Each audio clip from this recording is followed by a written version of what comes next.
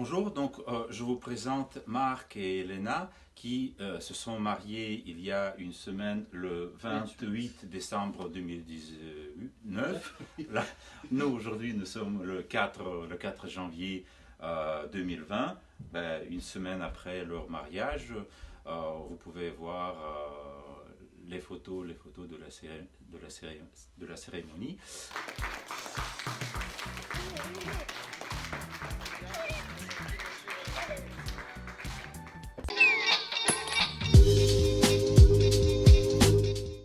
Bonjour, je m'appelle Catherine, je suis votre assistante personnelle au site ukraine.com et avant de regarder cette vidéo, abonnez-vous à notre chaîne YouTube. Merci. Marc, tu habites quelle ville? Moi, je demeure à Coansville, au Québec. Au Québec, donc c'est une ville de 12 000 14 000 habitants. Elena est ukrainienne, ils se sont rencontrés en juin 2019, donc juste 6 mois entre première rencontre et le mariage. Oui. Et donc c'est le premier voyage de Elena au Canada. Et le but de cette vidéo est de comprendre la perception du Canada et du Québec en particulier par une femme ukrainienne qui va continuer à vivre ici, des défis qu'un homme québécois puisse avoir avec une femme ukrainienne, vu de la barrière de langue, d'une petite différence, des nuances dans la mentalité. Voilà, donc on va discuter tout ça.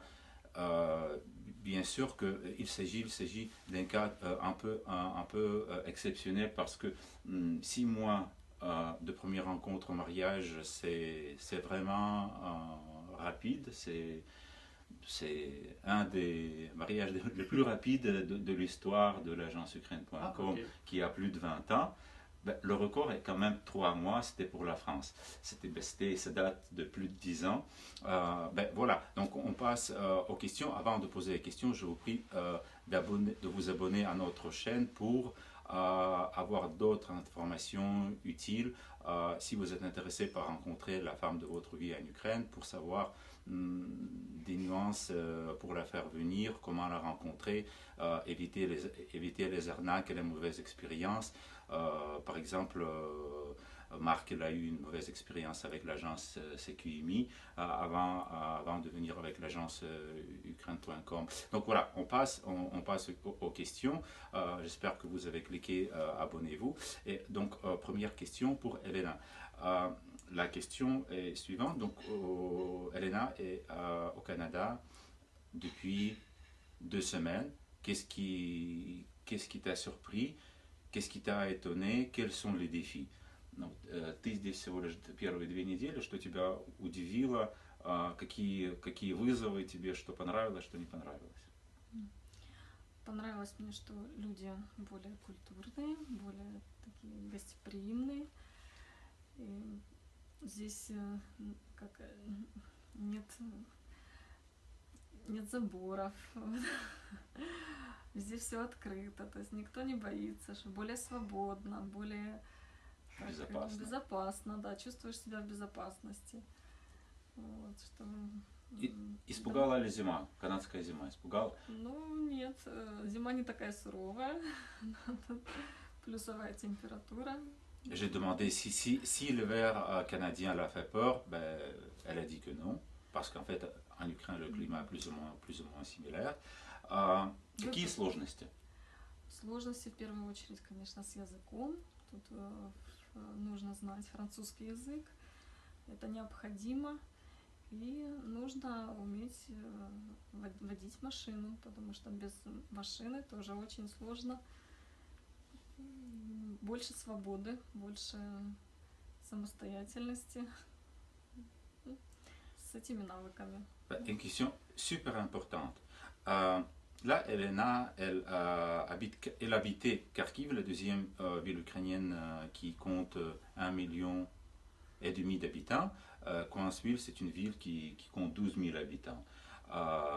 Est-ce que, je sais qu'énormément d'hommes qui habitent à la campagne ou dans des petites villes se posent la question, est-ce qu'une femme qui habite une grande ville, est-ce qu'elle pourrait habiter avec moi dans une petite ville où il n'y a pas de musée, de restaurants chic, etc. Я задал вопрос, который многие интересуются, могут ли жители небольших канадских городков,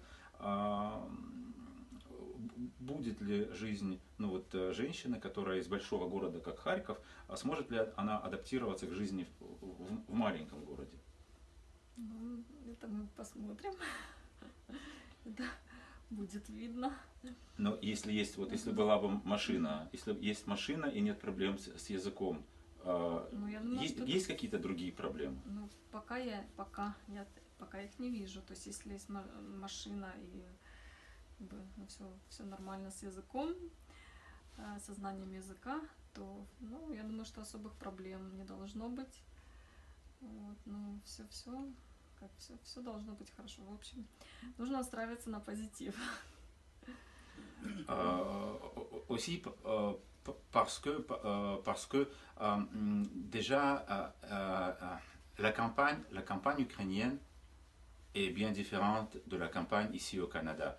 Donc si vous dites à une femme ukrainienne j'habite à la campagne, j'habite dans une petite ville, là pour une femme ukrainienne ça signifie qu'il n'y a pas de bonne route, il n'y a pas d'hôpitaux, il n'y a rien. Voilà, ce qui n'est pas vrai, ce qui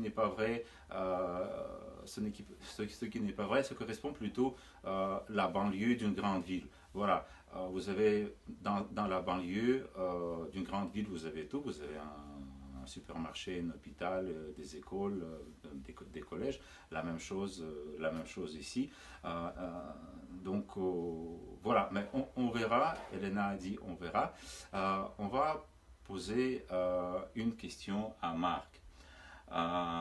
Oui, tu peux prendre le micro. Voilà, vous avez l'air d'un couple très harmonieux, très heureux. J'ai assisté à votre mariage, je voyais comment vous regardiez, donc pas de doute que ce sera un mariage qui va durer des dizaines d'années. Voilà, mais quand même, je suis certain, il y a des défis pour toi également. Quels sont ces défis? Il y a beaucoup de défis, c'est sûr. La langue, en premier. Mais comment est-ce que vous communiquez? Et présentement, en 2020, ce qui est le fun, c'est qu'on a des applications sur nos téléphones cellulaires, des traducteurs instantanés. Avec la langue québécoise, des fois, ça porte des défis. On ne comprend pas tout. Donc, il faut parler un peu un français international, bien formuler nos phrases. Même à cette occasion, on réussit à pas communiquer ce qu'on veut correctement. D'après toi, ça va prendre, je vais dire combien de temps ça va prendre en réalité, parce que je connais énormément de couples qui ont été formés avec nous. D'après toi, le problème de langue, elle va durer combien de temps? D'après moi, 6 mois, 1 an. Oui, 6 mois, maximum 1 an. C'est ça, entre 6 et 1 an. Donc, ça vaut la peine. Ça vaut la peine. Ça vaut la peine. Autre défi? La culture, complètement différente. Elle mange... Pas 100%, oui, elle mange. Elle mange avec une fourchette. Quelle est la différence? La culture ici, la culture de l'Europe de l'Est, la culture canadienne, c'est différent. Qu'est-ce qui t'avait On donné? n'a pas les mêmes... on n'a pas la nourriture est différente, ouais. Le mode de vie est différent. Mais rien qui t'a choqué? Rien qui m'a choqué à date, non, il n'y a rien du tout qui m'a choqué. Je vais poser la même question à Elena. Что-то вот шокировало в Канаде, в культуре канадцев? Ну, может, с какой-то негативной стороны? Ну, с негативной пока нет. А с позитивной? Ну, то, что, скажем, ну, более так в безопасности себя чувствуешь, и на дорогах все знаки так хорошо выделяются. В общем, ну, негатива я хорошо пока не сталкивалась, все хорошо было. Tant mieux. Écoutez, quel conseil est-ce que tu peux donner aux hommes québécois. Est-ce que tu peux d'ailleurs leur donner pas juste des conseils, soyez heureux, des conseils plus précis que tu pourrais, par exemple, coacher les hommes, comment prendre la bonne stratégie. Oui, je peux leur expliquer comment prendre la bonne stratégie, comment se comporter avec les dames. Donc on peut laisser ton numéro de téléphone Oui, et toi sans tu vas... aucun problème. D'accord. Je suis prêt à les aider. Et dernière phrase, qu'est-ce que tu peux dire aux Québécois qui hésitent? Ne pas hésiter, justement. Ne pas rester en arrière sur son fauteuil, en arrière de leur télé, et puis s'apitoyer sur leur sort. Merci, et bonne chance, et j'espère qu'il y aura de plus en plus de couples québécois, ukrainiens. Et voilà, donc c'est pour ça, abonnez-vous à notre chaîne YouTube. Vous allez voir d'ailleurs les contacts de Marc au-dessous de la vidéo. Vous allez également voir le lien pour voir les profils des femmes qui sont encore célibataires, qui sont libres, qui sont en recherche.